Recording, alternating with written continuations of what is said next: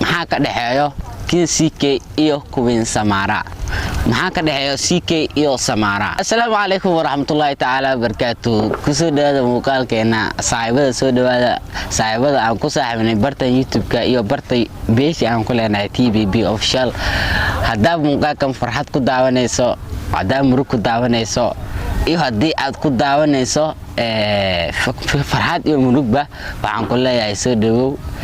maanta waxaan idin hayaa muuqaal aad iyo aad idin soo jiidanayo oo idin qeyrinayo muuqaalkaas oo ah maanta waxaan joogaa horta meel aad jawigeeda aad u macaan magaalada Baydhabo ah beerta Baydhabo City Park oo u soo dalxiis karto qof walbana jawi uu ku qaadan karo aad u maasantiisa fiican aad noo la socotaan YouTube-keena maanta muuqaalka saaciwan ku aragtidba waxaan rabaa inaan ka hadlo mowduuca oo bariyahan soo jiray mowduucaas maxaa waaye dad badan ay isweydiinayaan horta mowduuca kale ma ahan maxaa ka dhaxeeyo kin CK iyo Queen Samara maxaa ka dhaxeeyo CK iyo Samara muuqaalka intaas ugu hadli doona muuqaalka horta inta daawanin like inoo saar waxaan ku leeyahay nala soco waa ila qosli doonta waa ila farxadi doonta insha Allah aad u maasantahay horta bariyahan waxa u jeednay CK iyo Samara oo jecelkooda aad iyo aad isku wadbatay dhanka iyo Samara oo ay ka muuqato jecel zaid ah CK-na uu ku muuqdo jecel zaid ah muuqaaladooda markaan daawaday oo aan indhahayga aan ku fiirsaday oo aan isdhahay muuqaaladan waa muuqaaladii ugu saameynta badnaa oo hadda la joogo oo aan isdhahay muuqaaladan waa muuqaaladii oo ugu saameynta badnaa baraha bulshada gaar ahaan Facebook iyo YouTube-ka waxaad aragtay muuqaalada oo ahaa kin CK iyo Samara maxaa ka dhaxeeyo jecelkooda kin CK waxa uu joogaa magaalada Turkiga gaar ahaan wuxuu joogaa Ankara isa ogtihiina Queen Samara sidoo kale markii ugu horeysay CK iyo Samara waxay isku arkeen saa'ila tahay magaalada Turkiga asoo meeshaas u imaaday dalxiis damaashaad mesarkin kadib muuqaaladooda waxay isku arkeen in ay live game TikTok soo galaan live kaas oo game kaas oo ku shaacinayaan in ay isku baashaalaan in ay jawi meelaas ka qaataan kadib maxaa dhacay muuqaalada iyo live ka markay soo galeen Samara ayay waxay jeclaatay inay CK soo dhaweysato oo meeshaas ugu qaado jecel waa ogtihiin jecel qofku jecel yahay uu arkaa qof kale ma arkaa jecelku way dhaca Soomaalida ay dhamalaan kaliya uu jeclaa uu arkaa mafahanti wuxuu arkaa uu jeclaa marka kaliya way aragtaa jecelka CK kadib live ka marka lagu jiray way jeclaatay jecel ay u qaaday kadibna oo saalaxo ya xariifku CK la dhaay asigana u baahan yahay single labo single haday kulmaan waxa soo baahayo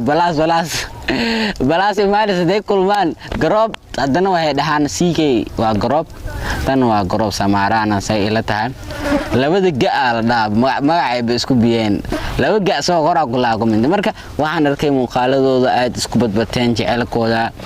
xiriirkooda aad iyo aad oo isku farabatay haddana tan baraha bulshada si qabsaday waxaan rabaa horta aan baraha bulshada wixii ku soo daynaan ku soo hadlo waa CK wuxuu dhahay horta Samara Instagram-kiisa waxa ku arkay Samara waa ku maasantiin sida fiican aad ila soo dhaweyseen oo aad uga dhigateen dumaashideena aad iyo aad u maasantiin sharafi karaama idin haya asoo dhahayo iyadana istaas ku soo saaranayso waxa tahay wiil sharaf badan oo qiimo badan oo xiriir la yeelanayo iyadoo leh arkay marka sidaas ay tahayna CK uu jecel yahay Samarana way jeceshahay CK marka mowduuca intaas ani maxaa ka dhaxeeyo CK Samara waa intaas CK Samara waxa ka dhaxay waa jecel dadka jecelna waa ku arki kartaa muuqaaladooda sida isku soo dhawaanayeen laba qof haday is jecelyiin ya laba qof haday is jecleen yani way isku soo dhawaadaan laakiin laba qof is jecel iskama soo dhawaadaan sababtoo ah way kala dhooranayaan guurka isku soo dhawaanayaan marka DJ Amit iyo Ivan saa hore idinku sheegay waa sidaas ay ahayd sidoo kale ururku dhiigle iyo Maarishna waxa ka dhaxeeyo sidaas ay ahayd Queen Samaraan iyo waxa ka dhaxeeyo waa sidaan Dirisla Abdi Samiixan waa idin soo sheegay walaa saabtayda aad u maasantiin daawasho muuqaalka daawateen ku maasantiin staff fiican aad inoo socotaan staff fiican aad inoo dhiirigelinaysaan wallahi billahi aad idinka mahadcelinaya sababtoo ah qof maanta muuqaal soo duubtay oo ku soo rafaaday beeraas soo baxday dhalaas soo xiratay oo meel soo aaday uu ku dhahayo waxaan wax jira ma ahan afkan bedel nacaladu ku dhasho war qofka like ii saarayo waa mahadsan yahay qofka aan ii daawanayo waa mahadsan yahay inta ay naab inta ay jecelba way mahadsan yihiin waxay ku mahadsan yihiin sida fiican ay ii daawadaan sida fiican ay ii arkaan ay ku mahadsan qof aduusan ku arkaynin saay macaan uma mahadcelin karo laakiin qof aan ii daawanayo waa u mahadcelinaya wallahi ku afarsan gaarle maamuusin aad mahadsantiin CK Samaraan waxa leenahay eebo ilaa aydan ka dhigo kuwii ku guuleystay adduunyada aakhirana ku guuleystay sababtoo ah sanadkan la joogo dadka waxay kala dilaan labada qof oo isjecel waxay kala dilaan labada qof oo isjecel oo xiriirka ka dhaxeeyo taas waxay u cadaynaysaa Soomaalida in aysan raali ka ahayn laba qof oo isjecel eebo aduga wax ka heroin kartaa wixii ayna abhiin ina mar walba soo sameeyso taas horumarka ku jiro aad oo maasantahay CK aday daawanayso waxa ku leeyahay saaxiib insha Allah adduunkan